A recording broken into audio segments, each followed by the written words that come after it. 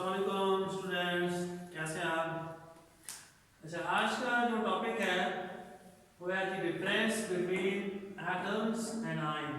तो इसके last topic में हमने पढ़ा था कि एटम्स जो है जो न्यूट्रल हो, उस पर कोई चार्ज नहीं हो एलिमेंट के ऊपर, तो एटम कहलाता है।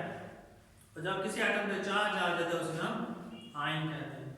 तो आज दोनों की प्रॉपर्टीज का डिफरेंस है कि एटम्स और आयन्स की खसूसियात क्या डिफरेंस है।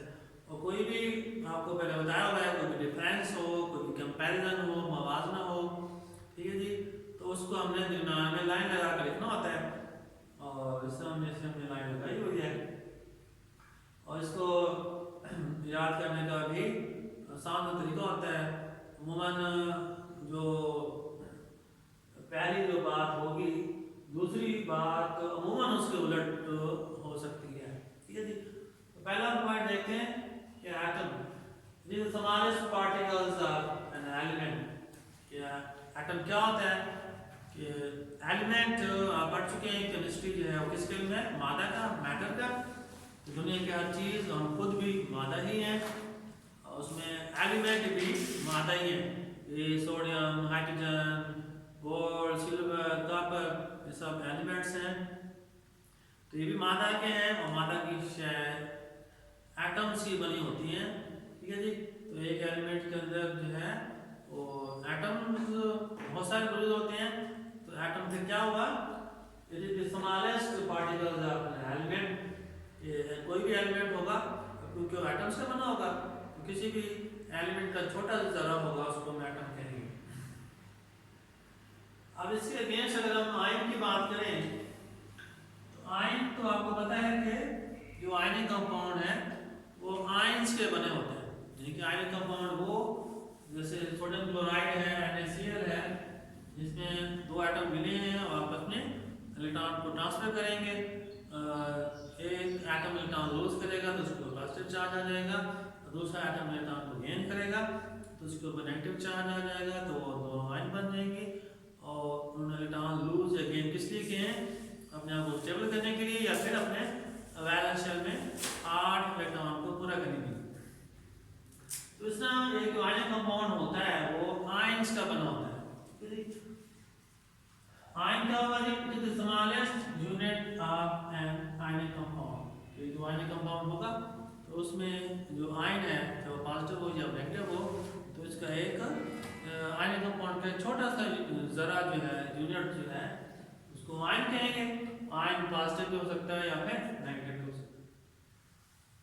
दूसरा पॉइंट देखें तो it can not exist independently and can take part in a chemical reaction.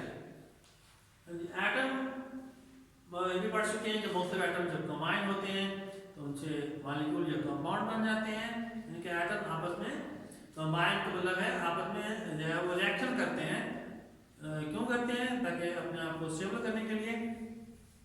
तो कुछ एटम ऐसे होंगे it can not exist independently, यानी कि कुछ एटम अकेले इंडिपेंडेंटली आज़ाद रह सकते हैं और कुछ अकेले नहीं रह सकते। अकेले वो रह सकते हैं जिनके आखिरी शेल में 8 इलेक्ट्रॉन पूरे हों, यानी कि वो स्टेबल हों, तो वो अकेले रह सकते हैं। वो किसी दूसरे एटम से कंबाइन नहीं होंगे, उनका किसी दूसरे एटम से रिएक्शन नहीं होगा, इसलिए वो इंडिपेंडेंट यानी कि आज़ाद या अकेले रह सकते हैं। वो कौन होंगे, वो सिर्फ नोबल गैसेस हैं। तो जिसमें ये 6 एलिमेंट्स हैं, hydrogen, helium, neon, argon, krypton, xenon और रेडॉन। ये 6 एलिमेंट्स हैं जो कि गैस की फॉर्म में है। और यानी कि जो वैलेंस शेल है वो 2 या 8 इलेक्ट्रॉन से कंप्लीट है।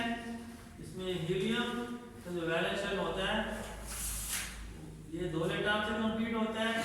बाकी सब के जो आखिरी शेल है उसमें 8 इलेक्ट्रॉन जो है कंप्लीट है, पूरे हैं, तो ये स्टेबल है।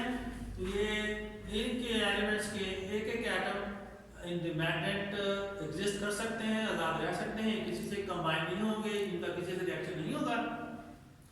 इनके अलावा बाकी जितने भी एलिमेंट्स हैं या उनके एटम्स हैं तो वो उनके वो स्टेबल नहीं है, उनके वैलेंस शेल के अंदर 2 या 8 इलेक्ट्रॉन प्रेजेंट नहीं होंगे, इसलिए ये आपस में कंबाइन होंगे, उनका आपस में रिएक्शन होगा।